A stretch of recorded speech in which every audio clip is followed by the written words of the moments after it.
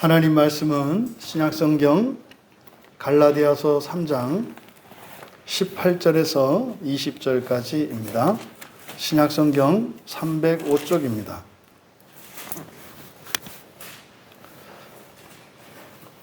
갈라디아서 3장 18절에서 20절까지 말씀을 우리 함께 읽겠습니다. 만일 그 유업이 율법에서 난 것이면 약속에서 난 것이 아니리라. 그러나 하나님이 약속으로 말미암아 아브라함에게 주신 것이라. 그런즉 율법은 무엇이냐? 범법함으로 더하여진 것이라. 천사들을 통하여 한 중보자의 손에 베푸신 것인데 약속하신 자손이 오시기까지 있을 것이라. 그 중보자는 한편만 위한 자가 아니나 하나님은 한 분이시니라. 아멘. 약속하신 자손이라는 제목으로 말씀의 은혜를 나누고자 합니다. 오늘 말씀을 통해서 또 우리들이 구원에 대한 바른 지식들을 깨달을 수 있게 되기를 원하고, 또 우리들이 가지고 있었던 오해들과 이런 전제들이 벗겨지고 바로 세워지는 은혜의 일들이 일어나는 시간이 되기를 축복합니다. 그래서 오늘 우리가 읽은 말씀에서 대략 알 수 있는 것, 율법이 무엇인지 우리에게 교훈하고 있고, 또한 그 우리에게 주신 유업, 이 유업이라고 하는 것이 다시 말해서 예수 그리스도를 믿는 자에게 장차 주어질 그 유산이 무엇인지 또한 알게 해주시고, 또한 구약의 유대인들이 더 거슬러 올라가서 모세의 율법을 따라 살았고 아브라함의 언약 안에 살았던 구약의 성도들과 신약의 성도들에게 약속된 것이 다른 것이 아니라 동일한 것임을 교훈합니다. 하지만 이제 하나님의 계시는 점점점 시간 속에서 더 분명해지기 때문에 과거 구약의 성도들이 다다르지 못했던, 다시 말해 그들이 깨달을 수 없었던 그런 계시들을 오늘 성경을 통해서 바울 사도는 갈라디아 교회 교인들에게 전하고 있습니다. 그 은혜가 우리 모두에게 임하는, 그래서 그 은혜가 우리의 현재의 삶 속에 실질적인 유익이 되고 힘과 능력이 되어서 정말 세상 사람들이 살아가는 방식과 완전히 구별된 거룩한 인생으로 정말 하나님이 우리에게 주시고자 하셨던 그 소망의 삶을 살아가는 일들이 일어나기를 축복합니다. 18절에 왜냐하면, 이게 좀 만일 이렇게 되어 있는데 그 앞에 왜냐하면이라는 접속사가 생략되어 있습니다. 그래서 왜 자꾸 이 왜냐하면이라는 말을 이야기를 하는가? 빠져있기 때문이에요. 우리말 성경에 빠져있기 때문이고, 근데 이거는 빠지면 안 되는 거죠. 왜요? 그럼 지금 여기서 왜냐하면 이렇게 하면 바로 앞에 17절에 있는 내용에 대한 이유를 설명하기 때문이에요. 그래서 이것을 따로 떼어놓으면 안 되는 겁니다. 그래서 18절은 바로 앞에 17절에 율법이 약속을 폐할 수 없다고 말씀하신 그 말씀에 대한 이유를 설명하고 있는 거죠. 그래서 왜냐하면 만일 그 유업이 율법에서 난 것이면 약속에서 난 것이 아니라, 그러나 하나님의 약속으로 말미암아 아브라함에 주신 것이다. 여기서 이제 좀 개악된 경우죠. 개악이라는 게 뭐냐면 번역을 고쳤는데 더 나빠졌다 이 말이에요. 그래서 18절의 하반절에 주신 것이라 이렇게 밑줄을 치시고, 주신 것이라, 이게 예전에 이 개역 개정 이전에 개역 한글에는 주신 것이라 이렇게 되어 있지 않고 은혜로 주신 것이 이렇게 되어 있어요. 그러니까 여기서 주었다라고 하는 이 말이 바로 은혜로 주셨다는 말인데 그냥 주다로 번역을 한 거예요. 그래서 이걸 제가 개악되었다 이렇게 얘기를 한 거예요. 그래서 정리하자면 그 유업이 율법에서 난 것이면 약속에서 난 것이 아니다. 뭐 여기를 좀 이 말의 순서를 좀 우리말 성경은 바꿔놓았기 때문에 원문을 그대로 해서 이제 사역을 했습니다. 제가 읽어드릴게요.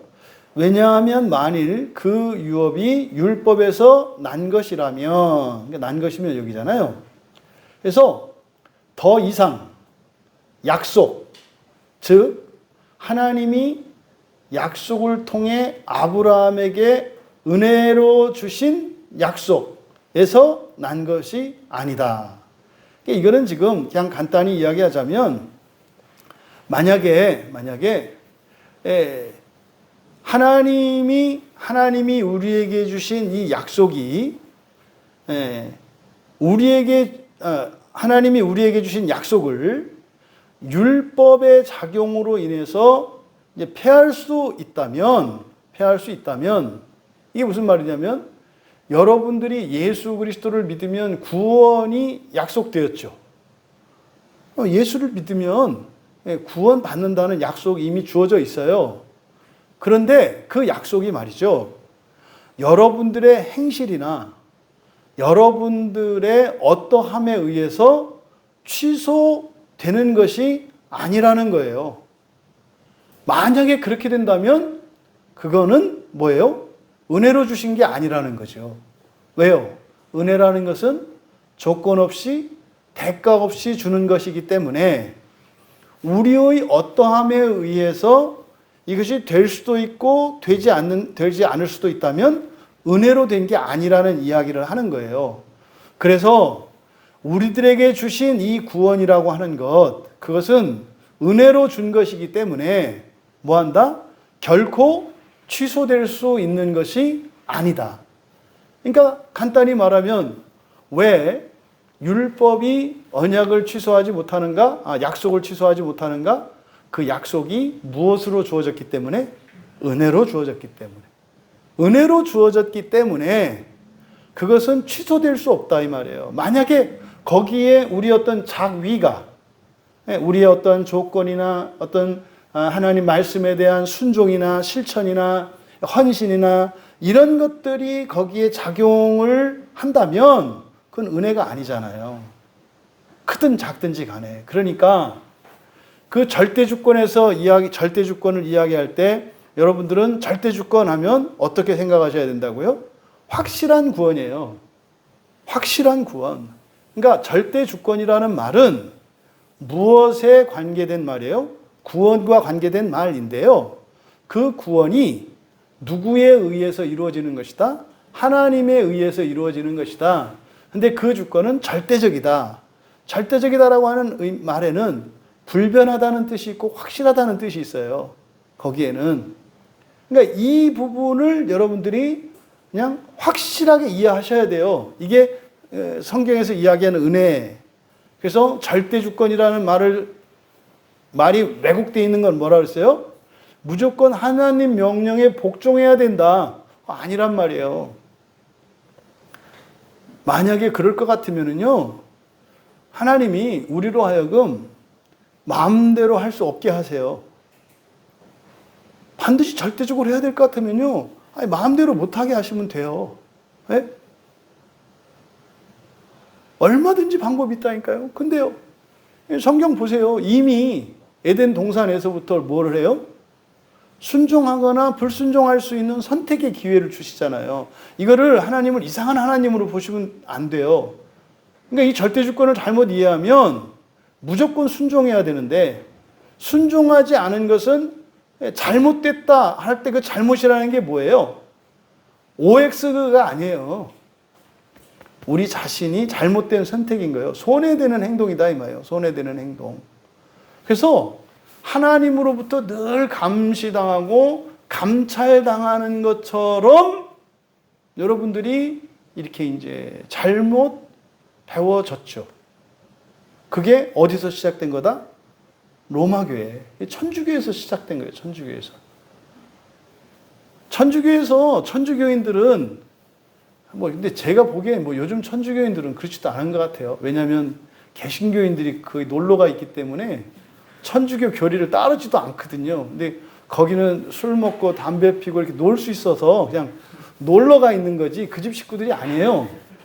거의 대부분 지금 천주교에 있는 사람들 거의 99%가 제가 봤을 때는 거의 99%가 개신교인들이에요.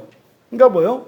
우리 엄마 아빠는 싫고 옆집 그 엄마 아빠가 좋아서 아이가 놀러 간다고 갔는데 안 오고 살아.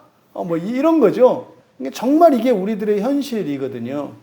근데 여러분 원래 천주교는요 벌벌벌 떠는 거예요. 그러니까 정말 웃기는 거라니까요.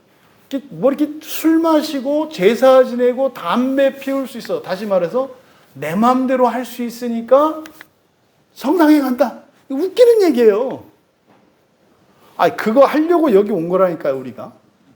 그거 하려고. 그런데요, 성경에서 말하는 바 하지 말아라고 하는 것은 약속이라 그랬잖아요. 그리고 그거는 뭐 이렇게 하나님이 일방적으로 우리에게 강요하는 게 아니라 우리에게 좋은 길을 가르쳐 주신 거예요.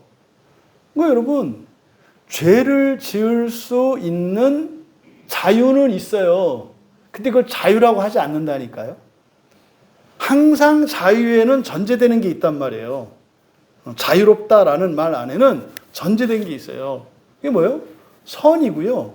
좋은 거예요, 나에게. 나에게 좋은 것을 할 수 있을 때 자유롭다고 하지, 나를 망가뜨릴 때 자유롭다고 하지 않아요. 또 거기에는요, 의가 있어요, 의, 완전함. 이게 완전함을 추구하는 자유를 말하는 거지, 불완전해지는 이런 건 없다, 이 말이에요. 그리고 거긴 진리가 있죠. 항상 진리를 따라 갈 수 있는 것을 자유롭다고 하지, 진리와 상관없이 진리를 떠나는 것을 자유롭다고 하지 않는다 이 말이에요. 그걸 방종이라고 우리가 얘기를 하잖아요. 그렇죠? 여러분 옛날에 초등학교, 중학교 때 그 자유와 방종에 대해서 그 시민사회 원리 이런 거 할 때 그 배우잖아요. 자유와 방종이 뭐가 다른지. 방종은요 망가지는 거예요. 방종은. 자유는요 또 온전해져 가는 거잖아요. 그러니까요. 어떤 유익하고 중요한 책임과 의무를 당할 때 그걸 할 수 있는 사람이 자유로운 거지, 하지 않는 것을 자유롭다고 하지 않는다 이 말이에요. 근데 지금 세상은요 거꾸로 가요. 거꾸로.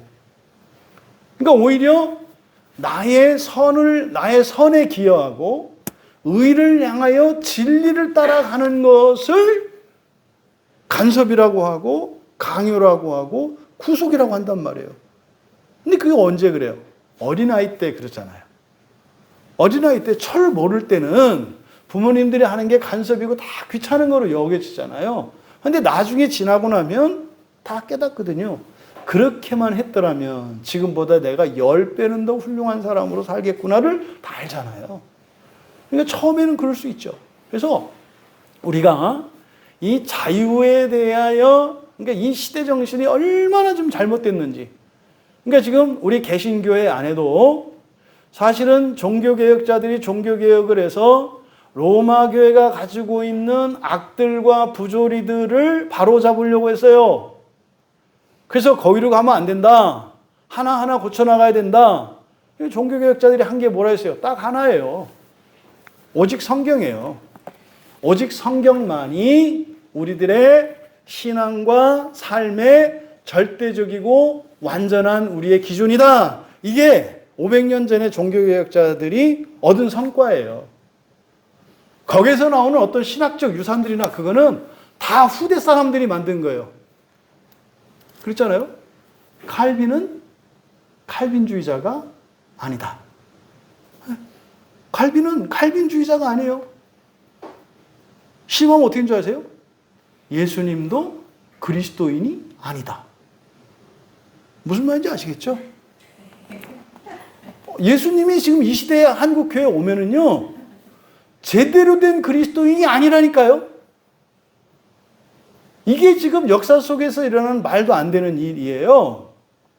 그래서 사실 여기 우리가 그 하나님의 절대 주권을 이야기할 때 그 로마 캐톨릭의 그 잘못된 교황의 그 절대 독재, 그 절대 절대 군주적 주권, 하나님을 대신하는 절대 권세 하에 있는 로마 교회의 잘못된 그 악습과 잘못된 가르침을 한국 교회에서 그걸 부활시키고 있어요. 왜요? 교인들을 통제하는데 이게 아주 짭짤하거든요. 이게 쏠쏠한 거예요. 그러니까 또 한편으로는요. 그럼 이제 이게 무슨 개혁주의다라고 하는 이름으로 이런 잘못된 일들이 일어나요. 물론 다 개혁주의자들이 그러는 거 아니에요. 근데 일반적으로 그래요. 이렇게 보면. 또 그거에 반대하는 한쪽 사람들 보면은 또 교인들을 뭘 갖고 통제해요? 귀신 갖고 통제한다고요. 귀신 갖고. 그러니까 어떻게 하면 그냥 그 목회자들은 성도를 잡을까? 그럼 또 성도들은 또 어떻게 해서 이 목회자들을 뒤집을까? 이 싸움을 하고 있어요. 희한하지 않아요? 여러분, 아니 하나님은 우리를 저 하나님 나라로 인도하시기 위해서 이 땅에 오셨는데 이 세상에 있는 교회 안에서 일어나는 일은 그 하나님 나라로 인도하기 위해서 주신 이 구원의 도리를 담은 성경책은 덮어놓고 자기들끼리 말도 안 되는 것을 가지고 주장을 하면서 서로 힘겨루기를 하고 거기서 자기들의 권력을 쥐려고 하는 이런 권력투쟁 같은 게 교회 안에 일어나고 있어요. 이게 말도 안 되는 얘기죠. 그러니까 여기서 여러분, 바로 우리들의 구원이라고 하는 것은 여기서 유업이라 그랬잖아요. 그 유업. 그 유업이라는 게 뭡니까? 유업이라는 것은요, 1차적으로 이게 이제 상속받는 재산을 말하는 거잖아요. 이게 상속받는 재산이나 이런 소유물을 일컫는 말이에요. 이 유업이라는 말이. 그러면 구약의 성도들에게 하나님이 유업으로 주신 게 뭡니까? 그건 이제 아브라함에게 주셨던 언약이라 그랬잖아요. 그게 자손과 땅이에요. 자손과 땅과 주권, 나라죠. 그게 가나안이에요. 가나안이라고 하는 땅에서 많은 자손들이 함께 외부의 공격으로부터 안전하게 자유롭게 평화를 누리고 아주 복된 삶을 살아가는 것, 이게 아브라함을 통해서 주신 약속이에요. 그러니까 이게 그 유업이거든요. 그러면 그 유업이라고 하는 것이 다시 말해 아브라함에게 하나님이 약속하셨던 그 유업이라고 하는 것, 그것은 뭐다? 땅, 자손, 주권. 이걸 나라잖아요, 나라. 그 유업, 그게 어디서 난 거다? 율법에서 난 게 아니라 약속에서 난 것이다. 창세기 15장에서 하나님이 아브라함에게 약속하셨잖아요. 그래서 그렇게 된 거라니까요. 그래서 그렇게 된 거예요. 율법을 다 지켰기 때문에 하나님이 상으로 주신 게 아니라 하나님이 약속을 주셨기 때문에 그 약속 때문에 그렇게 됐다라고 말씀을 드리는 거예요. 그러면 바울 사도께서 지금 구약의 이스라엘 백성들의 그것을 통해서 우리에게 교훈하려고 하는 바가 뭡니까? 구약의 이스라엘 백성들에게는 이렇게 돌리셔서 하시면 돼요. 그 대를 돌리세요, 대를. 그래서 구약의 이스라엘 백성들에게는 그저 가나안 땅에 들어가는 건 줄 알았는데 사실 바울 사도가 지금 우리에게 설명하려고 하는 것은 구약의 이스라엘 사람들에게는 그 가나안 땅이라고 하는 그 땅에서의 통치와 풍요와 그 자손들이 그 유산으로 주어졌지만 그게 다가 아니라는 걸 지금 얘기하려고 하는 거잖아요. 그게 다가 아니라는 거예요. 그럼 뭐냐? 바로 하나님 나라다라고 지금 이야기하려고 하시는 거예요. 하나님 나라다. 그러니까 지금 여기서 그 유업이라고 하는 것은 구약의 이스라엘 백성들에게는 가나안 땅이 되겠고 아브라함의 혈육을 따른 자손들이 되겠죠. 하지만 지금 여기서 바울 사도께서 말씀하고자 하는 바 그 유업의 영적인 의미죠. 신약적인 의미고 영적인 의미죠. 그것을 우리는 뭐라 그래요? 그리스도라고 해요. 그리스도. 그러니까 그리스도가 우리에게 주신 유업이에요. 그리스도가. 그러니까 가나안 땅이 의미하는 바는 그 나라에서의 주권과 그 나라의 자손들과 그 나라에서 풍요롭고 평화로운 삶을 약속하는 거였잖아요. 그러면 우리의 유업은 그리스도입니다 라고 할 때는 이건 뭘 말하는 거냐 이 말이에요. 이 땅에 있는 대한민국, 아시아, 아프리카, 유럽 어느 땅을 말하는 게 아니라 땅으로 치자면 어디에 있는 땅? 하나님 나라에 있는 땅이요. 그 하나님 나라의 땅이라고 하는 것은 예, 지금 우주론적으로는 사실은 뭐예요? 우주 전체예요. 지구를 벗어난 우주 전체라고요. 하나님 나라의 땅이라고 하는 것이. 거기에서의 주권이라고 하는 것은 사실은 누구에게 주어져요? 여러분들에게 주어지는 거예요. 여러분들에게. 가나안 땅에서는요, 왕과 제사장과 선지자라고 하는 중보직이 있어요. 중보직이 있다고요. 그러니까 하나님과 백성 사이를 중보하는 세 개의 직분, 이걸 중보직이라고 하잖아요. 그러니까 가나안 땅에서는요, 지파가 있고 직분이 있고요, 다 달라요. 역할이 있다 이 말이에요. 그래서 어떤 사람들은 왕의 역할을 하고, 어떤 사람들은 제사장의 역할을 하고, 어떤 사람은 선지자의 역할을 하고, 어떤 사람은 심지어 농부의 역할을 하고, 뭐 광부의 역할을 하고 다 한단 말이에요. 가나안 땅에서는. 거기는요, 하나님의 의로 말미암아 우리의 사람의 의도 이루어지는데, 거기에는 차별이 있어요. 차별이. 근데요, 우리가 그리스도를 유산으로 받았을 때, 하나님 나라에 들어갔을 때 여러분은 다 똑같은 신분에 있어요. 그걸 뭐라고 한다고요? 왕족 제사장이라고 한다 그랬잖아요. 왕족 제사장이라고 한다 그랬잖아요. 그러니까 여러분 자신이 통치자가 되고 창조자가 되고 여러분이 바로 선지자가 되고 이렇게 되는 거예요. 이게 그리스도라고 하는 우리에게 주어진 유산입니다. 그러면 바로 이것이 율법에서 난 것이 아니고 약속에서 난 거라는 거예요. 그러니까 약속으로 주신, 그러니까 은혜로 주신 약속. 그러니까 여러분들이요, 하나님의 나라에 들어가는 것은 하나님의 은혜에 기초한다 이 말이에요. 그리고 그 약속, 값없이 거저 주신 그 약속에 기초한다 이 말이에요. 그럼 보세요. 그냥 이치적으로 생각하면 그거 못 될 사람이 있어요, 없어요? 없잖아요. 아무도 없는 거예요. 왜요? 값없이 거저 약속을 받으면 되니까. 그런데 예수님은 뭐라 했어요? 거기에 들어가는 사람이 적다 그래요. 이게 뭔 말이에요? 그러니까 이제 사람들은 어떻게 생각을 하냐면, 은혜로 거저 주시는 것이긴 한데 다는 아니야. 소수의 사람들만 예정되어 있어. 이제 우리 장로교에서 그 칼빈의 예정론을 잘못 이해하는 사람들이 그러는 거죠.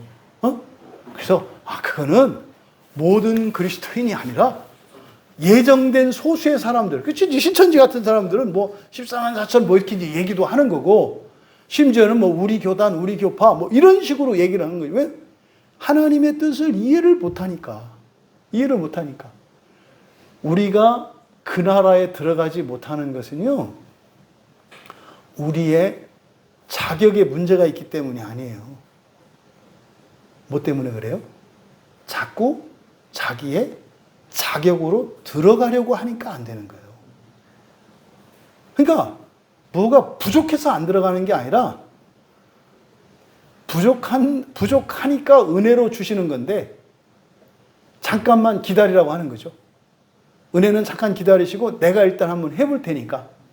해보고 나서. 근데요, 언제까지 하려고 해요? 죽어서 지옥 가서도 하려고 한다니까요.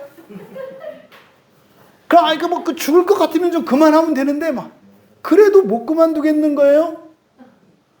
네, 우리 교회에 있는 대부분인 거 아세요? 그만하라는데요, 못 그만해요. 그러니까요, 어떤 사람은 제발 좀 그만해도 되는데 그게 안 돼요. 그러니까 뭐예요? 그건 자유가 아닌 거잖아요. 자유는 뭐라 그랬어요? 일단 통제할 수 있어야 하고요. 자기에게 해가 되면 멈출 수 있어야 되고, 자기에게 유익한 것이면 할 수 있어야 하는 거거든요. 근데요, 멈출 수도 없어요. 할 수도 없어요. 자유 아니잖아요. 여러분, 그 하나님 나라의 유업은 은혜로 주신 약속에서 나온 것인데, 거기에 실제로 들어가는 사람이 적다라고 했을 때, 여러분이 뭐 기도를 조금 해서 못 들어가는 것도 아니고, 헌금을 조금 해서 그런 것도 아니고, 교회 다닌 지 얼마 안 돼서 그런 것도 아니고, 그거 아니다 이 말이에요. 그거 아니다 이 말이에요. 오히려 뭐해서 못 들어가요?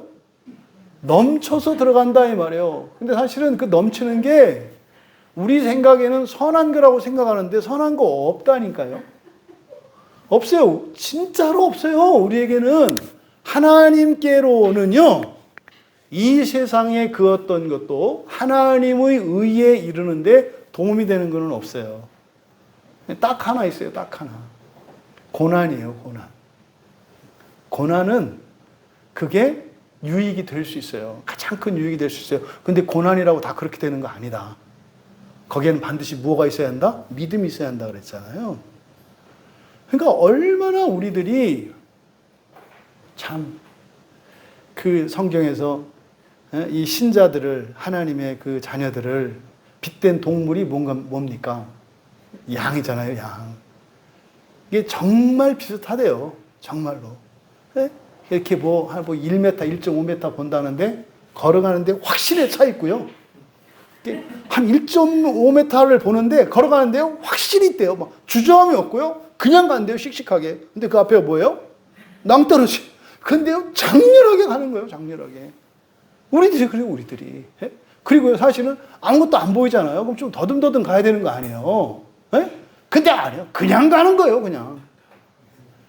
그러니까 뭐 누가 누군지 뭔지도 모르고 그냥 막 가는 이 교회 안에 믿음이라고 하는 이 이름으로 자기 확신이 믿음으로 포장돼 가지고 말이에요. 또 그것도 자기 확신도 자기 확신도 아니에요. 남의 확신을 자기 확신으로 받아가지고 남의 확신을 믿어. 이거는 사실은 자기 확신도 아니고 믿음도 아니고 이상한 거죠. 이게 지금 잘못된 교리에 빠져 있는 사람들이거든요. 여러분, 우리는 과거에는 양 같은 사람들이었습니다만 이제 광야교회에서는 양들이 아니잖아요. 이제는 양이 아니고 우리는 하나님 자녀된 자들이거든요. 광야의 이스라엘 지파로 말하자면 최소한 레위 지파는 되는 거예요. 최소한 레위 지파. 뭐 레위 지파라고 해서 뭐 죄를 안 짓고 불순종을 안 하니까만은 그래도 최소한 자유를 얻었고 하나님 소유되었고 하나님 나라에 대한 약속을 받았다는 점에서, 다시 말해 가나안 땅에 들어간다는 점에서 우리 교회 교인들 중에 꽉 채우고 하나님 갈 사람은 아무도 없어요. 천년을 꽉 채우고 갈 사람은 없다. 무슨 말인지 아시죠? 우리 최소한 광야교회 교인들은 최소한 999년만이라도, 그래서 1년이라도 어떻게든지 하나님 나라에는 참여할 거예요. 근데 그렇게 만족해서는 안 된다. 그렇죠? 꽉 차게 그 나라를 살아야죠. 꽉 차게 그 나라를 살아야죠. 그러니까 지금 18절에서 설명한 바 은혜로 말미암아 주신 것이 그 유업이기 때문에 율법에 의해서 이게 좌지우지 될 수 없는 것이 아니기 때문에, 그러니까 율법이 약속을 폐할 수 없다라고 18절에서 설명을 한 거예요. 그러니까 핵심은 우리에게 주신 그 유업, 그리스도, 하나님 나라, 첫째 부활, 이것은 무엇으로 말미암은 것이다? 약속으로 말미암은 것인데 그 약속은 어떤 약속이다? 은혜로 말미암은 약속에서 나온 거다. 그래서요, 우리 그리스도인들 중에 하나님 나라에 들어가야 할 사람들에게 가장 우선시돼야 하는 게 뭐냐면요, 말씀 지키는 거예요. 바른 말씀을 알고 그 말씀을 믿고 있는 게 이게 가장 우선적인 거예요. 그 다음에 그것을 따라 순종하고 불순종하고는 그는 하나님과의 로맨스예요. 순종도 했다가 불순종도 했다가 그거 회개하고 이렇게 하면서 이게 썸씽이에요, 썸씽. 그래서 순종과 불순종의 문제는 하나님과 우리 각자의 그 연애사인 거고요. 중요한 것은 뭐예요? 말씀 이렇게 지키는 거예요, 여러분. 그래서 바른 말씀을 아는, 이 성경을 지키는 게, 이게 종교개혁자들이 우리에게 주신 거라니까요. 바른 말씀을 가지고 있는 게 중요해요. 가지고 있는 거. 그러니까 보겠습니까? 바로 아는 거겠죠. 바로 아는 거. 근데 바로 알아도 금방 믿어지지는 않잖아요. 어떤 거는 또 이해할 수 없잖아요. 그럴 때는 또 믿음으로 받아들이게 되고 말이죠. 그래서 이 말씀을 지키는 것, 그를 그대로 우리의 자손들에게 물려주는 것, 이게 가장 가장 중요한 거예요. 그러면은요, 그렇잖아요. 법이 지켜지는 사회에서는요, 어떻게 하면 더 좋은 법을 만들까를 고민하면 되고, 법을 지키기 위해서 또 지킬 수 없는 법들은 지킬 수 있는 법으로 바꾸는 일을 해서 법만 바꾸면 나머지 다 되잖아요. 근데 법을 지키지 않는 사회에서는요, 답이 없어요. 답이 없어요. 그럼 서로 싸울 수밖에 없는 거거든요.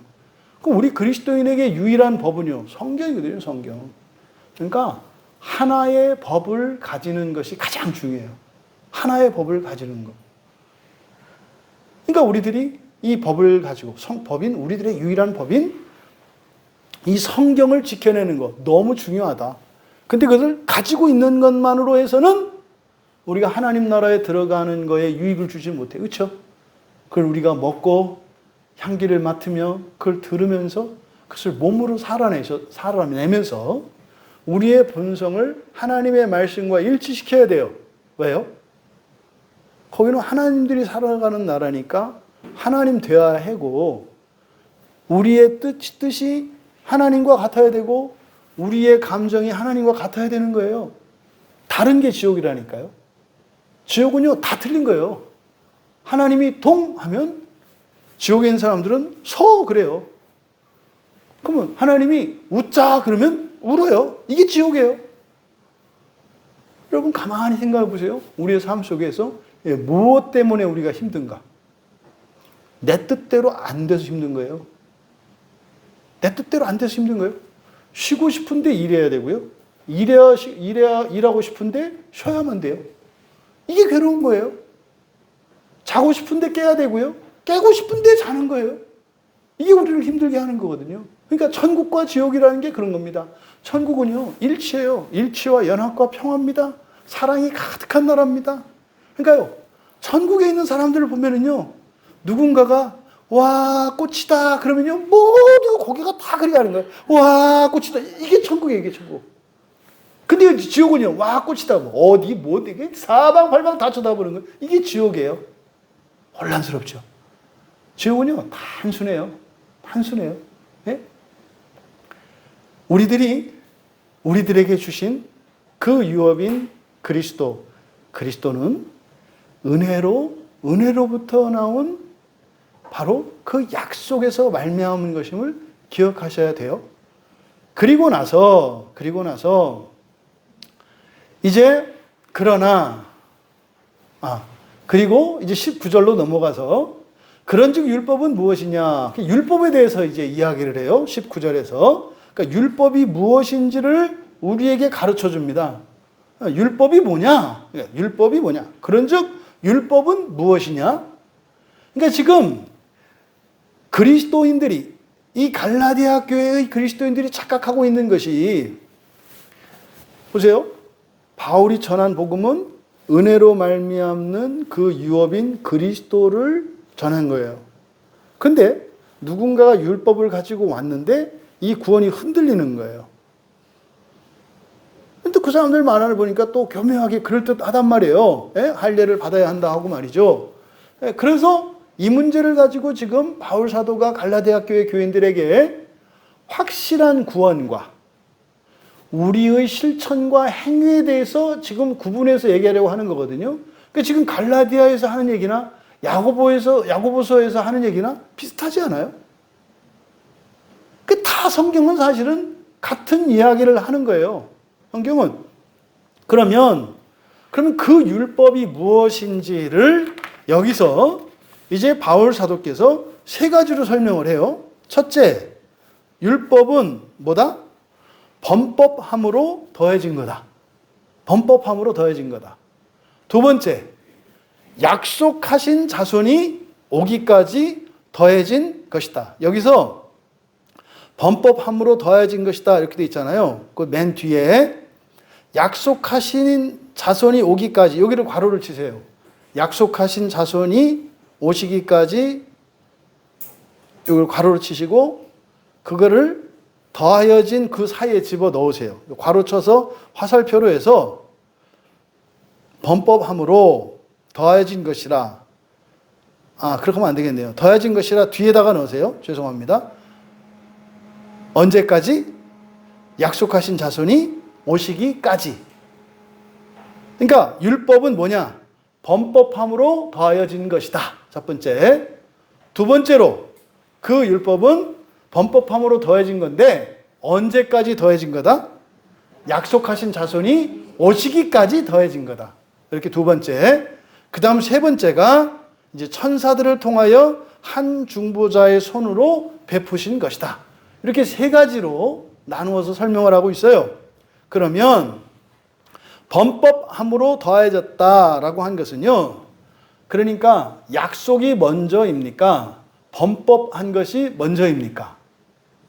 약속이 먼저예요. 약속이 먼저 주어졌고요. 여러분들도 이미 예수를 처음 믿을 때 약속이 주어졌거든요.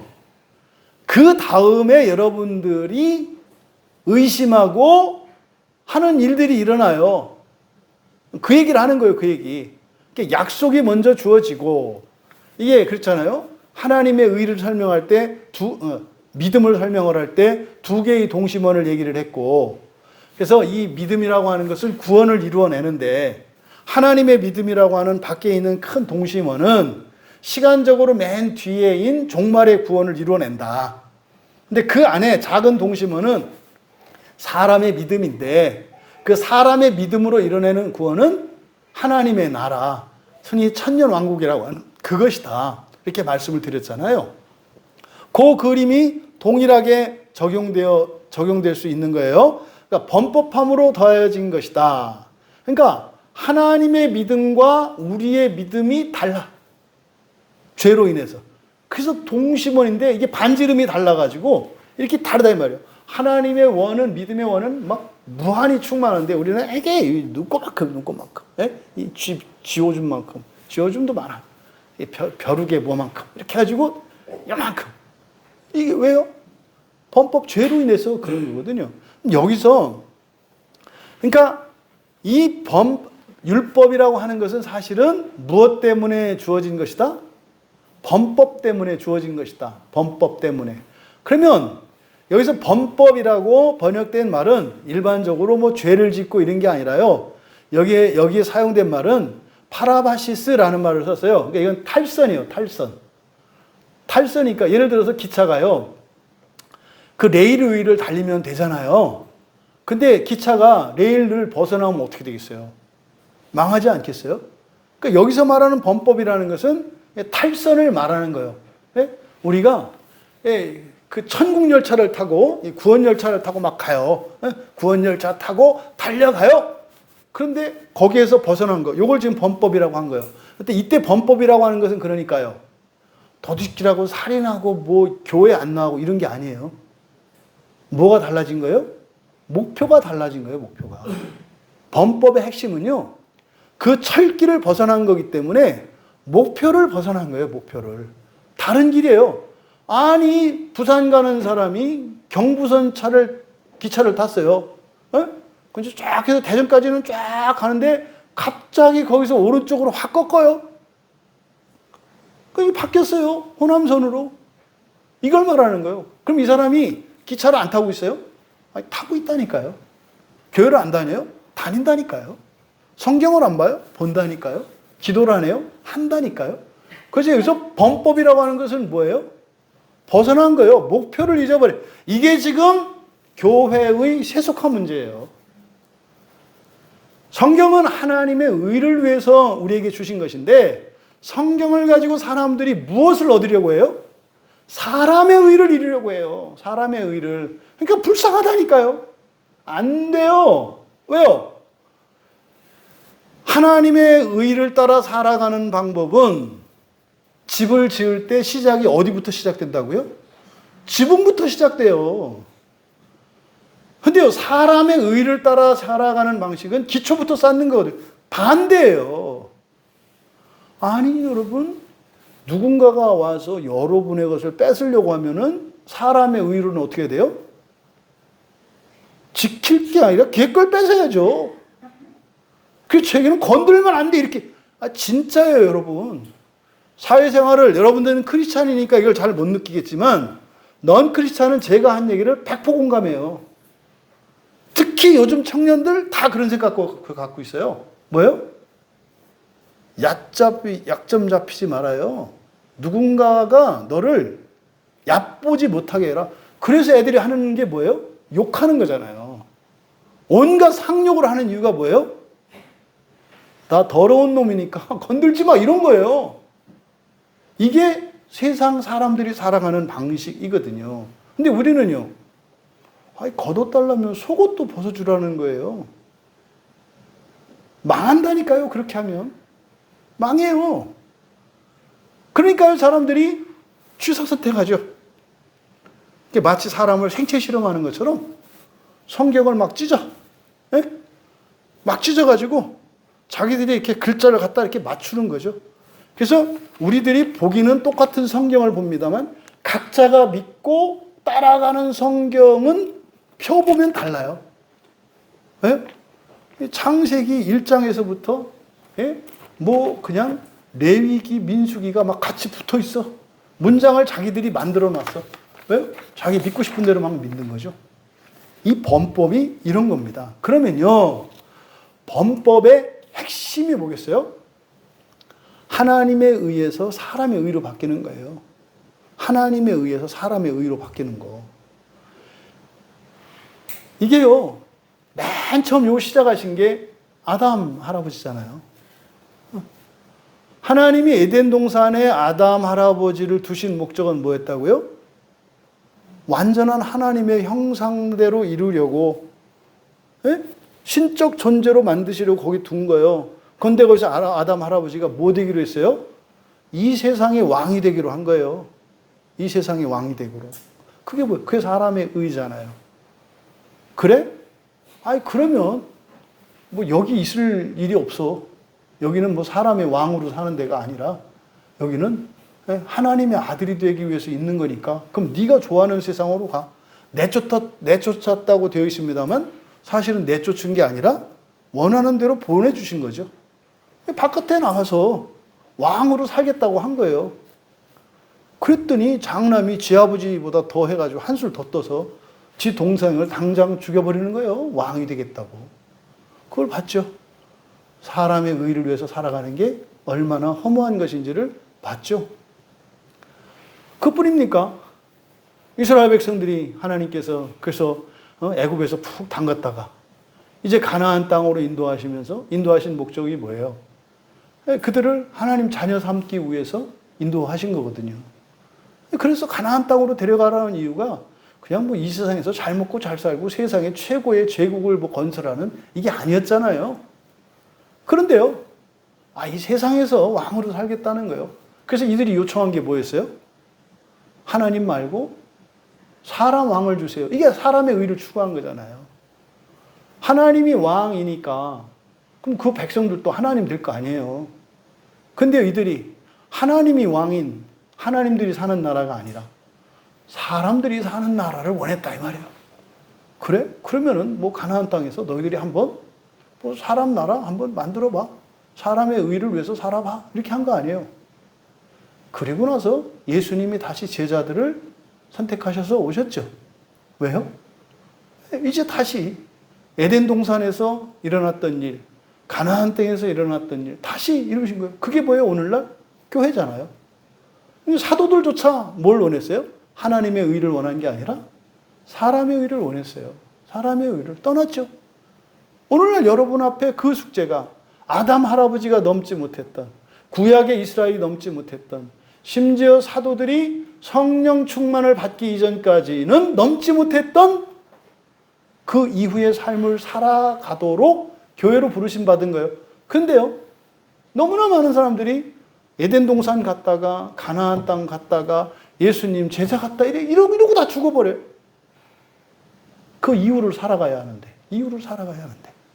그러니까 이 범법의 핵심이라는 것은 뭐다?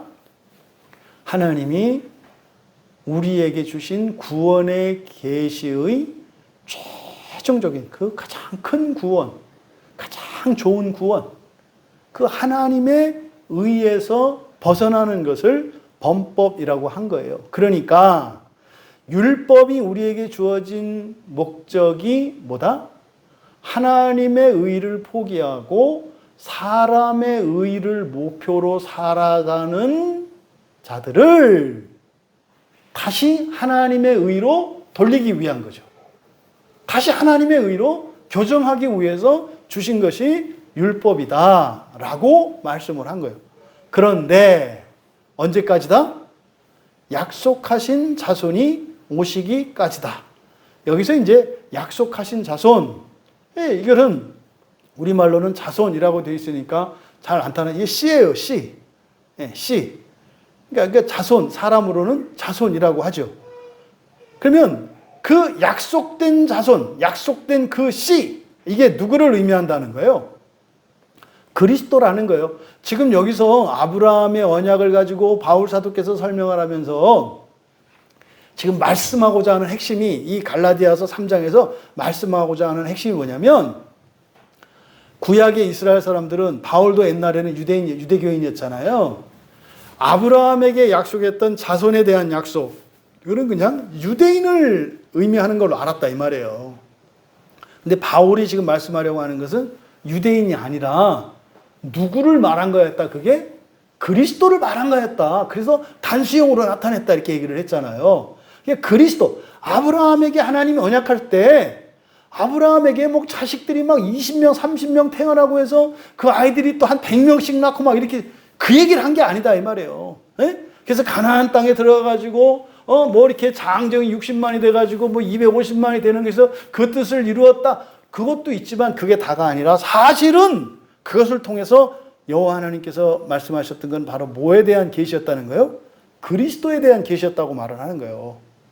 그럼 지금 구약 사람들은 아브라함의 혈통을 따른 자식들과 이 세상에 있는 가나안 땅을 유업으로 생각을 했는데, 바울이 지금 얘기하려고 하는 것은, 그래, 그것도 맞아. 예표론적으로 그런 의미가 있어. 그런데 정말로 하나님이 말씀하시려고 했던 것은 그게 아니라 그리스도를 통해서 하나님 나라에 유업을 주려고 했던 거야 라고 지금 설명하려고 하는 거다.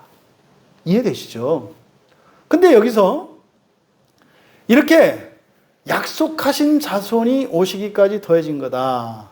그래서 이 율법이라고 하는 것은요, 그리스도가 오실 때까지 하나님 나라를 잃어버리지 않고 하나님 나라를 바라볼 수 있도록 하는 소극적인 기능을 가지고 있어요. 그래서 율법이 하는 일은 뭐예요? 죄를 깨닫게 한다고요. 그래서요, 그렇게 동방에서 가장 온전하고 정직하고 순전하고 하나님의 복을 엄청 받은 욥에게 구원이 필요하다는 것을 깨닫게 했죠. 근데 그에게는 율법이 주어진 게 아니라 뭐가 주어졌어요? 고난이 주어졌잖아요. 그러니까 욥에게 닥쳐온 고난이나 아브라함의 자손들에게 준 율법이나 목적은 같아요. 뭐예요? 하나님의 의에 이르기까지는 우리가 절대로 만족해서는 안 되고, 그 하나님의 의를 위해서 우리는 살아가는 동안 계속 하나님께 은혜를 구하며 살아가야 한다는 것을 깨닫게 해주시는 방법이 이스라엘 자손들에게는 율법이요. 그리고 언약 밖에 있는, 옛 언약 밖에 있는 다른 민족들에게는 뭐였다는 거예요? 고난이었다는 거예요. 그러니까 고난의 기능이나 아브라함 자손들의 율법의 기능은 다 같다 이거예요. 같다. 그걸 한마디로 뭐예요? 그 다 모든 철학자들과 위대한 지혜자들이 깨닫는 게 뭐예요? 헛되다를 다 깨닫잖아요. 그게 끝이죠. 그러니까 덜 헛되게 살아가는 법을 가르쳐 주잖아요. 아무것도 없다. 원래 그런 거다. 언제 죽나. 이렇게 살아가는 게 만드는 거예요. 예? 무념무상. 지가 석고상인가, 무념무상하게. 사람이 왜 무념무상을 해요? 아니, 그럼 이거 뇌는 왜 이렇게 크게 만들었어? 그러니까 하나님이 문제네. 무념무상에 반대되는 거 아니에요? 창조에 역행하여 살아가는 거잖아요. 그거 뭐예요? 바꿀 수 없다고 생각을 하니까. 여러분, 우리는요, 바로 그리스도 예수를 통해서 하나님 나라를 봐야 하고 여러분의 결국의 소망인 부활을 봐야 해요. 어떻게 보면 제가 사실 이 세상이라고 하는 어마어마한 이 수레바퀴 앞에 정말 사막이 한 마리도 안 되는 것 같은 이런 돌멩이 짓이라는 생각이 들어요. 이 2000년 동안 넘지 못했던 건데 말이에요. 근데 이걸 우리가 잊으면 안 돼요. 그래서 율법이라고 하는 것은요, 히브리서 기자가 율법에 대해서 많이 거론을 해요. 율법은 장차 올 좋은 일의 그림자일 뿐이다 그래요. 장차 올 일의 그림자뿐이다. 그러니까 이 율법을 통해서 죄가 드러나는데 결핍이 필요하잖아요. 결핍이 있다는 것은 채워진다는 약속이라고 그랬잖아요. 채워지는 게 뭐예요? 여러분 지금 없는 돈 채워지고요. 없는 건강 채워지고요. 여러분들의 인생의 문제 좀 채워지고 과거의 문제 좀 바뀌고 미래가 좀 여러분이 생각했던 이상으로 바뀌는 뭐 이 정도, 이거는 다 뭐라는 거예요? 그림자라고 얘기를 하는 거예요. 그림자. 근데 그림자도 의미 있잖아요. 실체에 비치는 거니까. 그러니까 그림자는 사실은요, 그림자를 보면 안 되고 그림자의 실체를 봐야 돼요. 근데 이제 플라톤이라고 하는 철학자가 이 세상 사람들은 동굴의 우상을 보고 살아간다. 실상을 보는 게 아니라 그림자 보고 산다는 거죠. 이렇게 그림자 보고. 응? 여러분 거울 앞에 비치는 여러분이 보여? 그림자라니까요. 응?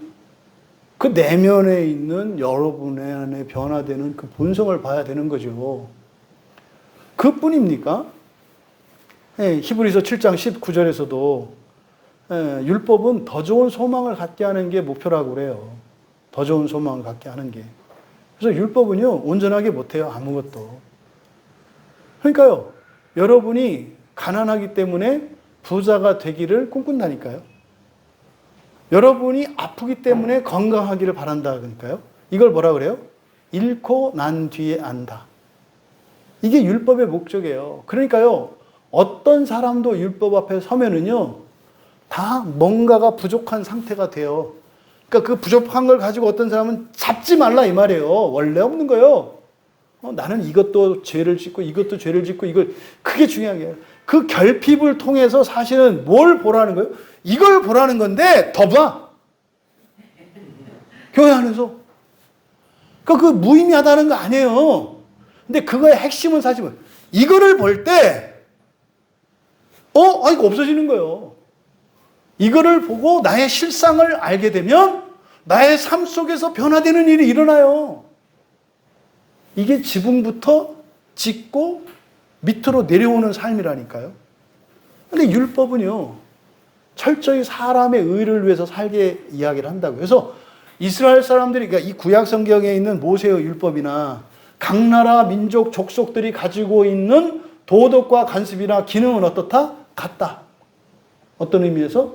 사람의 의를 추구한다는 점에서. 그러니까요, 우리나라 사람이라 그래서 구원에 이르는데 불리한 거 없고요. 없어요. 어느 민족, 어느 시대에 속했든지 간에 그 시대, 그 민족 안에서 건전하고 책임있게 성실하게 살았던 사람들은 신앙생활 잘한 거예요. 단, 예수를 믿고 난 이후에 그렇게 되죠. 예수를 믿고 난 이후에. 그러니까요, 시간과 시대와 나라와 민족을 초월해서요, 그 나라, 그 시대에서 요구하는 도덕적 수준에서 높은 경지에 있는 사람들은 신앙생활 잘한 사람이에요. 그러니까요, 석가모니가요, 신앙생활 잘한 사람이에요. 석가모니가 구원 받았을까요? 안 받았을까요? 곤란한 질문이에요. 곤란한 질문이에요. 근데 뭐 생각해보자면, 제자를 낳는 게 자식을 낳는 것과 같다 그랬잖아요. 혈육으로 자식을 낳는 것이나 여러분들이 믿음으로 자식을 낳는, 제자를 삼는 거나 영적으로는 같은 의미가 있어요. 바울에게 자식이 없잖아요. 근데요, 바울에게 자식들이 있죠. 디모데나 디도 같은 이런 제자들, 그 외에도 많은 제자들이, 그들이 영적인 자녀들이거든요. 그러니까 그들을 통해서 계승된다고 그랬잖아요. 그러니까 이제 석가모니 제자 가운데에서 예수를 믿었다면 그 의의가 이렇게 전가되지 않겠습니까? 뭐 그렇게 우리가 뭐 이론적으로, 성경적으로 생각해 볼 수 있죠. 어찌하였든 바로 이 율법의 목적이 무엇이고, 그래서 율법이라고 하는 것은 언제까지다? 약속의 자손이신 그리스도께서 오실 때까지. 그러면은요, 율법이 하는 역할은 소극적인 역할이에요. 뭐 하도록? 하나님 나라를 잃어버리지 않도록. 다시 말해서 나에게 내가 구원이 필요한 존재라는 것을 잊지 않도록 하는 소극적인 역할이에요. 나는 구원이 필요해 라고 하는. 그래서 1년에 한 번씩 아니면 절기 때마다 또는 뭐 죄를 지었을 때마다 제물을 들고 제사를 지낼 때마다 나는 정말 하나님의 용서가 필요한 사람이야 라고 해서 그 하나님을 떠나지 않게 하잖아요. 그런데 그리스도께서 오신 것은 적극적이죠. 이제는 적극적으로 이루게 해주시는 거잖아요. 하나님의 자녀 되게 해주시는 거잖아요. 거기에 율법이 귀하게 쓰인다고요. 그리고 나면 예수 그리스도 안에서 율법도 거듭나요. 예수 그리스도 안에서 율법도 거듭나요. 왜요? 그리스도께서 율법을 온전하게 하시거든요. 그래서 과거에는 사람의 의를 위하여 살게 했지만 예수 그리스도께서 오셔서 율법을 거듭나게 해서 이제는 거룩하고 선하고 하나님의 의에 이룰 수 있는 유익한 수단으로 만들어주세요. 그러니까 율법은 좋은 거라니까요, 우리에게. 세 번째로 천사들을 통하여 한 중보자의 손으로 베푸신 것이다. 여기서 한 중보자의 손으로, 손은 뭐다? 권세다 그랬죠, 권세. 권세요. 그러면 천사를 통하여 한 중보자의 손으로, 그러니까 여기서 한 중보자, 다시 말해 율법의 중보자는 누구겠습니까? 하나님께서 우리에게 율법을 주실 때 거기 쓰임받은 사람이 누구냐 이 말이에요. 모세잖아요, 모세. 그리고 천사도 쓰였죠. 근데 여기서 뭐라 그랬어요? 중보자와 천사를 구분했잖아요. 그러니까 천사를 통하여 한 중보자의 손으로. 그러니까 이거는 지금 사실은 천사도 중보자예요. 여호와의 사자들. 그러니까 하나님이 모세에게 직접 하지도 않아요. 그죠? 하나님과 모세 사이의 중보자는 누구예요? 여호와의 사자 천사들이에요. 근데 하나님과 사람 사이의 중보자는 모세예요. 근데 모세와 하나님 사이의 중보자가 천사니까 사실은 그 중보자는 천사도 있고 모세도 있는 거죠. 근데 여기서 말하려고 하는 것은 모세예요. 그래서 모세와 천사 둘 다 중보자입니다만 구분하고 있죠. 그래서 여기서 말하는 중보자는 모세를 말하는 거예요. 모세. 그러니까 천사를 통하여 한 중보자의 손으로 베푸신 것이다. 그렇잖아요. 모세에 의해서 율법이 주어지잖아요. 그래서요, 구약의 율법은요, 하나님의 직접적인 계시를 통해서 만들어진 대표적인 십계명과 같은 율법도 있고요. 민수기에서 이렇게 보면은, 뭐 장인인 이드로의 도움을 받아서 100부장, 1000부장, 50부장 같은 이런 세우고 해야 될 이런 규칙들을 만들어내잖아요. 이건 하나님이 직접적으로 계시하신 게 아니라 필요를 따라서 모세가 만든 거잖아요. 이것도 하나님의 율법이 된다고요. 그래서 뭐라고 한 거예요? 바로 한 중보자의 손으로, 이 손은 뭐다? 권세예요. 이거를 로마 교황이 흉내내는 거예요. 내가 하면 나에게도 그런 권세가 있기 때문에 이것은 하나님의 계시고 율법이다 이렇게 말을 하는 거예요. 이 얘기는 뭐예요? 성경이 아직 끝나지 않았다는 얘기잖아요. 그럼 이제 다음 교황이 그 앞에까지 교황들이 다 이단이었다 그러면 이단 되는 거예요. 자기들 논리대로 하면. 그런 일이 불교에서 있었다고 그랬잖아요. 불교에서 우리나라에 그 성철 스님이 딱 돌아가시면서 불교는 사탄의 종교다라고 유언을 남기고 돌아가셨어요. 근데요, 그 성철 스님을 그렇게 따르던 숱한 불자들 아무도 절을 안 떠난 거 아십니까? 아니, 이게 사탄의 종교라고 그랬으면 떠나야 되는 거잖아요. 스승이 야야야야 이거 와보니까 이게 잘못 왔다. 그러니까 그러면 다 떠나가야 되잖아요. 그러니까 안 떠나요. 그러니까 그 사람들은 성철을 따라온 게 아니라 지가 온 거지. 누굴 믿는 게 아니라 다 자기를 믿는 거지. 그 성철 스님이 그랬다니까요. 그럼 로마 교황도 언젠간 그럴 거예요. 언젠가는. 로마 교황들이 그 후대 교황한테 선임 교황들이 막 뒤통수 맞는 거 아십니까? 응? 옛날 그 선대 교황들이 했던 것과 반대되는 교리들을 만들어내요. 그러면요, 옛날 교황이 틀렸다는 게 되잖아요. 그러면 그놈의 하나님이 도대체 어떤 하나님? 이게 사탄이지. 이게 귀신이지. 다 다르잖아요. 그래서 사탄의 종교라고 하는 거예요. 그래서. 응? 왜? 성경을 아직 끝내지 않았어요. 거기는 이제 절대적인 계시가 없어요. 지금도. 그러니까 그 전통을 따라서 이제 개신교 안에 개혁주의라고 하는 게 막 책 보고 사람들의 그거 지금 로마교에 따라서 하는 거예요. 종교개혁자들이 그렇게 하지 말라 그랬거든요.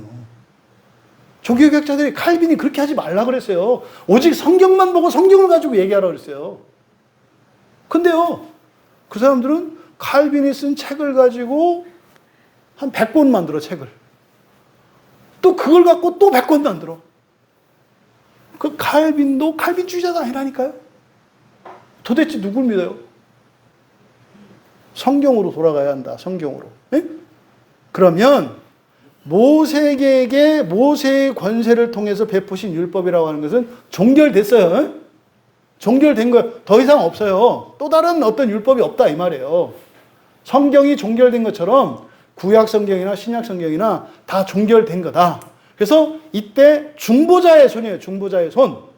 이 중보자의 손은 모세를 말하는 거다.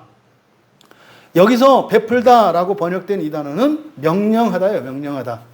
그래서 한 중보자의 권세로 천사들을 통해 명령하신 것. 이게 율법이라는 거죠. 이거는요, 확정된 겁니다. 그래서 성경의 분류에서 앞에 있는 구약 성경의 5권을 뭐라고 한다 그랬어요? 토라. 그렇죠. 토라라고 한다 그랬잖아요. 이 토라가 의미하는 것은 모세오경. 모세가 기록한 율법의 기본이 되는 5권의 책. 이거를 특별한 책으로 구분한단 말이에요. 왜? 그는 모세를 통해서 주신 모든 말씀은 하나님의 율법이니까. 그래서 오경을 따로 하는 거예요. 이어서 20절에 그러나로 시작합니다. 그러나 그 중보자는 한편만 위한 자가 아니나 하나님은 한 분이시니라. 이거 완전한 오역입니다. 이거 그냥 소설을 쓴 거예요. 소설을. 한편만 위한 자가 아니나 밑줄을 딱 치세요.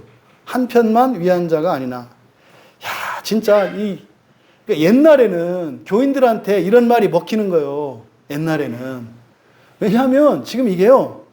한편만 위한 자가 아니나 이게 뭐냐. 여러분, 공인중개사는요. 어느 한편만 위한 게 아니에요. 맞아요? 틀려요? 맞잖아요. 집 주인과 그러니까 팔려는 사람과 사려는 사람이 있어야 중개를 할 수 있잖아요. 그러니까 여기에 있는 중보자라고 하는 말이 그런 말이거든요. 이게 중보자라고 하는 것은 두 당사자 사이를 이렇게 중재해주는 역할. 이게 중보자잖아요. 양쪽의 관계를 이렇게 원만하게 해결해주는 사람. 그거를 중보자라고 해요. 그러면은요. 그러니까 그 중보자를 이렇게 풀어서 쓴 거예요. 한편만 위한 자가 아니다. 한편만 위한 게 아니다. 그래서 세입자만 위하는 것도 아니고 집주인도 위하는 거다. 그러니까 말은 되잖아요. 중보자는 하나님만 위하는 것도 아니고 사람만 위하는 것도 아니고 하나님을 위하고 사람을 위하는 거지 않습니까? 틀린 말 아니에요. 근데 성경은 그렇게 안 써 있다니까요. 그렇게 안 써 있어요. 그 성경에 뭐라고 써 있냐면요. 그냥 하나가 아니다예요. 그러나 그 중보자는 여기서 그 중보자는 누구라고요? 모세라 그랬잖아요. 그 중보자는 한 사람이 아니다. 하나가 아니다 이 말이에요. 그러나 하나님은 한 분이시다. 이게 직역한 거예요. 그러니까 그 중보자는 하나가 아니다라고 한 것은 뭡니까? 중보하는 역할. 사실상 바로 앞에서 본 것처럼 천사도 중보자잖아요. 또 구약의 중보자는요 많아요. 그랬죠? 삼중직이라고 하는 것은 중보의 직분을 나타낸다 그랬죠. 그러니까 왕, 선지자, 제사장 이 사람들이 전부 다 중보자들이에요. 전부 다 중보자들이에요. 그런데 구약에 있는 수많은 중보자들이 있었잖아요. 그들 가운데에서 모세가 특별한 중보자인 것은 무엇 때문에 그런 거예요? 율법 때문에 그런 거죠. 많은 중보자들이 있습니다만 율법을 명령한 중보자는 오직 누구밖에 없어요? 모세밖에 없어요. 그러니까 또 다른 사람이 나타나서 하나님의 율법이다 이렇게 할 수가 없다 이 말이에요. 모세로 끝난 거라니까요. 하나님의 율법은 구약에서. 신약에서도 마찬가지로 하나님의 계시는요. 그리스도와 사도들로 끝난 거라니까요. 근데 지금 천주교에서는 무슬림들은 계속 된다고 얘기를 하는 거예요. 계속 된다고. 무슬림들은 계속 만들어내요. 하나님의 이런 율법들을. 또 천주교에서도 계속 만들어낸다고요. 그러니까 완전히 틀린 거잖아요. 그러니까 이거 아주 초보지. 성경을 믿는 사람이면 아, 이거 잘못된 거구나. 최소한 SNS를 해야 되는 거예요. 교황님. 아니, 구약의 율법도 많은 중보자들이 있지만 모세 한 사람만 율법과 관련된 특별한 중보자였고 다른 어떤 중보자도 율법에 직접 관여하는 중보자가 없고 끝났잖아요. 근데 어떻게 교황님은 누구한테 임명받은 중보자세요? 라고 질문을 해야지. 그냥 교황 승하 막 이러지 말고 제발. 네? 그러니까 지금 여기서 이 번역 개신교인들한테 묻는 거예요. 아니 어떻게 하나가 아니다. 그 중보자는 한 사람이 아니다. 하나가 아니다라고 하는 말을 한 편만 위한 자가 아니다라고 번역을 하냐 이 말이에요. 그러니까 이게 지금 본문이 안 드러나는 거예요. 지금 여기서 그 중보자는 하나가 아니다라고 하는 이것을 통해서 사실을 말씀하려고 하는 게 뭡니까? 유대인들이 예수 그리스도를 믿지 않아요. 믿질 않아요. 중보자 대신 예수 그리스도의 중보를 믿지 않는다고요. 그러면 그 율법의 중보자인 모세, 그 모세도 사실은 뭐예요? 율법의 중보자니까. 그러니까 율법이라고 하는 게 한시적인 거라고 그랬죠. 그러니까 결국은 모세도 어떤 거예요? 한시적인 중보자예요. 제한적인 중보자예요. 그러니까 모세는요, 율법에 대해서만 중보자인 거고요. 그리고 그리스도께서 오실 때까지만 중보 역할을 하는 거예요. 요 얘기를 하는 거죠, 요 얘기를. 그래서 결국 모세는 그림자라는 거죠. 율법이 그림자라고 했던 것처럼. 그래서 사실은 율법의 중보자였던 모세는 누구의 예표다? 그리스도의 예표다라는 것을 얘기하려고 하는 거예요. 그러면 바로 이 그리스도 예수는 어떤 중보자예요? 그러니까 아브라함은 옛 언약의 중보자죠. 인류를 대표해서 하나님과 우리 사이에 언약을 맺었잖아요. 그러니까 아브라함도 옛 언약의 중보자. 그리고 모세는 율법의 중보자. 그죠? 하나가 아니다. 아브라함도 있고 선지자도 있고 다윗도 있고 많아요. 그런데 이런 것은 전부 다 뭐라는 거예요? 예표라는 거예요. 예표. 누구의? 그리스도의 예표다. 그럼 그리스도는 누구냐? 그리스도를 상중직이라고 하잖아요. 그러니까 구약에 있는 모든 중보자들을 다 끌어안으시고 완성시키는 분 아니에요. 그러면요, 그리스도는 새 언약의 중보자이시고 더 좋은 언약의 중보자라고 하는 것을 이제 구약성경에서 밝히는 거예요. 그래서 히브리서 8장 6절에 더 좋은 언약의 중보자 그래요. 더 좋은 언약의 중보자. 이때 더 좋은 언약의 중보자라고 할 때는 구약의 언약의 중보자인 아브라함을 염두에 두고 있는 거죠. 그러니까 아브라함은 그림자, 예수님은 참 형상 이렇게 되는 거죠. 또 히브리서 12장 24절에서는 그것을 새 언약이라고 해요.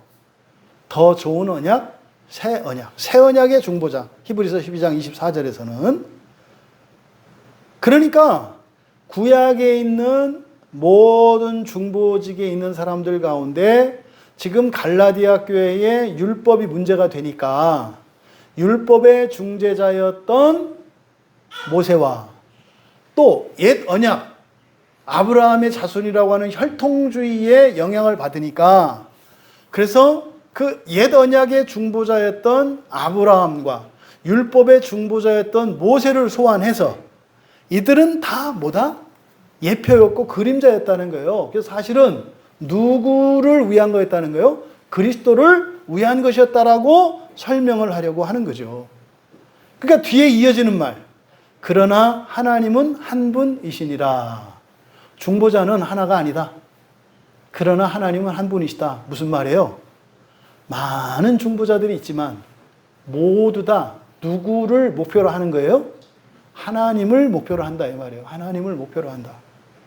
그러니까 다 시대와 또 직분은 달랐지만 그 모든 중보자들은 바로 동일한 한 분 하나님께 인도하기 위한 중보직이었다라는 것을 말씀하는 거예요.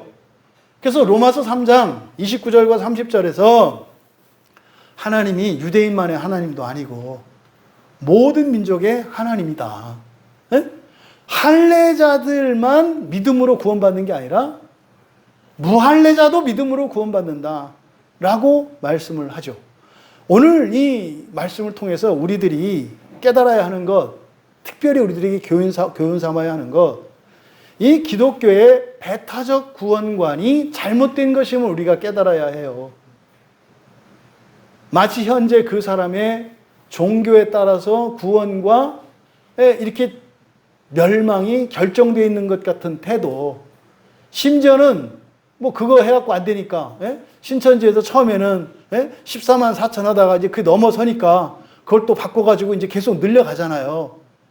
처음에는 예수 안 믿으니까 예수만 믿으면 된다고 했다가 그렇게 했는데도 별 일이 안 일어나잖아요. 그러니까 또 바꿔가지고 그냥 믿어서는 안 되고 뭐 제대로 믿어야 되고 또 그렇게 했는데도 또 안 되잖아요. 그 정도도 안 되고 좀 더 해야 되고 그렇게 또 안 되니까 별 일이 안 일어나잖아요. 그러니까 사실은 진짜도 있고 가짜도 있고 얘라 이 사기꾼 놈들아. 똑같은 얘기를 하는 거예요. 똑같은 얘기를. 이단이나 뭐나 알 거 없어요. 똑같아요. 왜 그렇다? 성경만이 유일한 신앙의 기준이 되지 않으니까.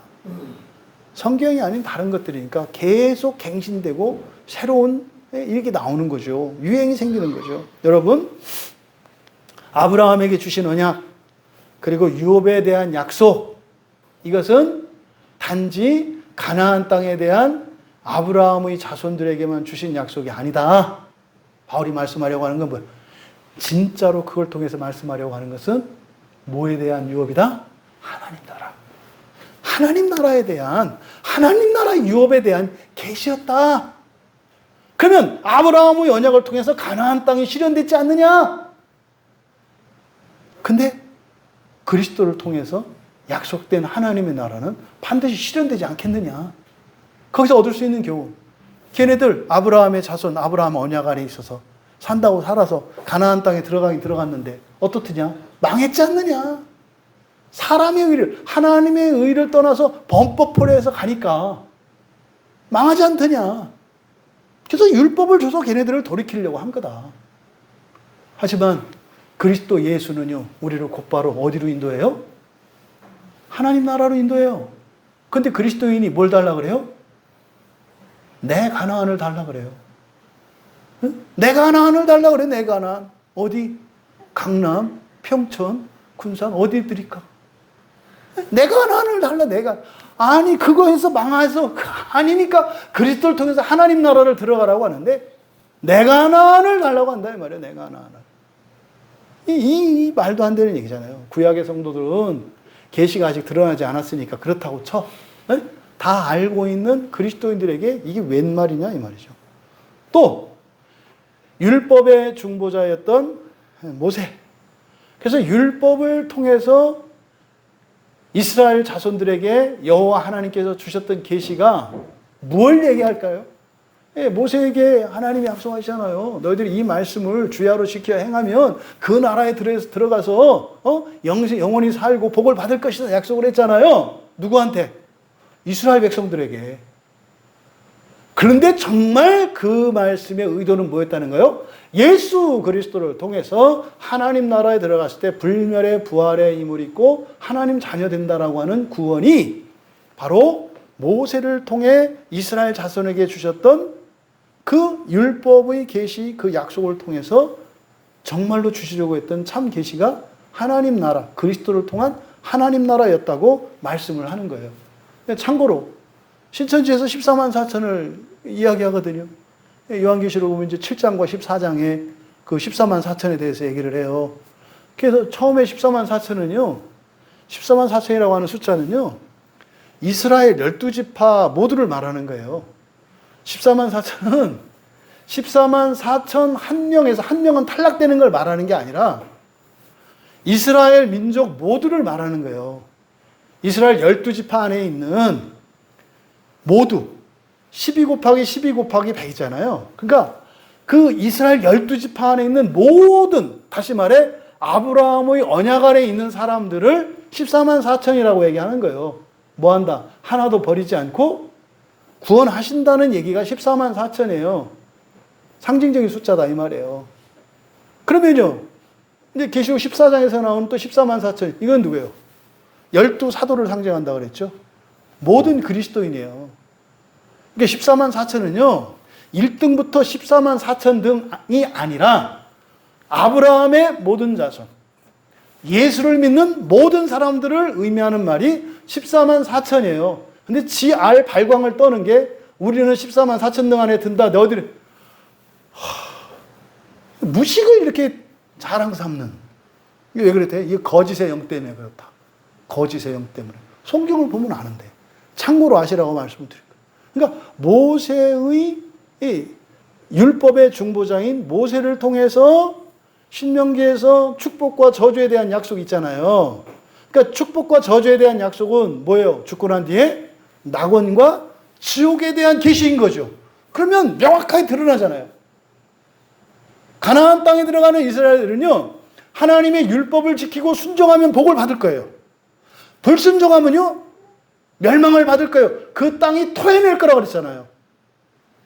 그러면요, 예수 그리스도 안에서 하나님 나라의 유업을 받은 자들이 믿음을 따라 그 말씀을 지키면서 가면 축복에 해당하는 게 낙원이에요. 첫째 부활이에요. 만약에 불순종하고 불신앙으로 살아가면요, 뱉어낸다니까요. 거기가 어디예요? 똑같잖아요. 그리스도인들에게 이 말씀을 하는 거예요. 이 답답한 그리스도인들아, 구약의 역사를 통해서 종말에 일어날, 사후에 일어날 일들이 명확하지 않느냐? 이 얘기를 하는 거예요. 왜 너희들은 자꾸 또 이 땅을 바라보며 가려고 하는가? 또 심지어 왜 죽음 뒤에 지옥과 낙원이라고 하는 심판의 결과가 정반대의 결과가 있다고 하는 것을 믿지 않고 이렇게 엉뚱한 데 신경을 쓰고 있는가? 이 말을 하려고 하는 거죠. 여러분, 모세의 율법을 모르던 모든 민족들도 예수 그리스도를 통해서 더 좋은 언약에 참여할 수 있게 되었고, 하나님이 그거를 기뻐하세요. 디모데전서 2장 4절에서 그런단 말이에요. 모든 민족이 구원받기를 기뻐하신다고. 네? 모든 민족. 그게 뭐 또 죽어도 안 된다고 하는 사람도 있어요. 네? 그거는 뭐예요? 우리의 죄성에 대해서 경고하는 거죠. 그러니까 모두 안 된다라고 하는 것은 무슨 말입니까? 예수를 믿는다 그래서 모두 지옥에 안 가는 것은 아니다. 예수를 믿는다 그래서 모두 지옥에 안 가는 것은 아니다. 요 얘기를 하는 거죠. 오죽하면 바울 사도께서 고린도전서 1장 21절에서 전도에 미련한 것으로 구원하기를 기뻐하신다고 그러겠어요. 여러분들이 하는 얘기가 세상 사람들에게는 어떻게 들린다고요? 미련하게 들려요. 미련하게 들린다고요. 그런데요, 사람들은 미련하다고 할지 몰라도 하나님이 기뻐하신대요. 여러분, 약속하신 그 자손인 예수 그리스도를 통해서 하나님 나라의 유업이 약속되었습니다. 이것이 구약의 아브라함과 모세를 통해서 주셨던 그 언약과 율법을 통한 하나님의 약속이라고 말씀을 한 거예요. 여러분, 정말 이제 이 땅에서 고개를 들고 하늘을 향하여 살아갈 수 있는 우리들이 되기를 바랍니다. 기억하시죠? 키위라는 새를, 새였지만은 그냥 냅다 먹다 보니까 몸집이 불어서 자기 날개로는 더 이상 날 수 없는 무거운 몸을 가지게 돼서 그때부터 하늘이 아니라 땅을 살고 있는 키위라는 새. 그래서 나는 것이 자기의 가장 강력한 능력이고 힘인데 날 수 없게 되니까 낮에는 꼭꼭 숨어 있다가 밤에 나와서 먹고 살아야 되니 맨 쓰레기와 더러운 것과 시체들을 먹으면서 살아야 되는 그 새가 키위라는 새예요. 여러분, 그리스도인은요, 이 땅에서 태어났지만 하늘을 날고 삼층천 하늘을 향하여 올라가는 사람입니다. 그리스도께서 우리에게 오신 목적이 바로 그것입니다. 여러분들이 무엇을 위해서 살고 있으며 여러분들이 무엇에 만족하고 있는지를 한번 점검해 보세요. 여러분들이 바라는 은혜로 얻고자 하는 것이 무엇인지, 무엇에서 여러분이 기쁨과 만족을 누리시는지, 그 하나님 나라의 복과 그 유업의 영광을 위하여 살아갈 때 우리의 지상의 삶을 방관하시는 하나님이 아니에요. 우리의 삶을 되게 하십니다. 그렇게 하나님 나라의 유업을 위하여 살아갈 때 되어지는 인생을 살아가시는 우리 모두 되시기를 주님의 이름으로 축원합니다. 잠시 말씀을 생각하며 우리 함께 기도합니다. 약속하신 자손 그리스도가 이 땅에 이미 오셨죠. 구약에 있는 모든 언약과 율법 그리고 성경에 있는 모든 약속들, 지상에서의 삶에 대한 복의 약속을 합니다. 풍요와 존귀와 안전 다 이야기를 합니다. 그런데 그것을 통해서 우리가 바라보아야 하는 것은 무엇이다? 하나님 나라의 유업이다. 정말로 있습니다, 여러분.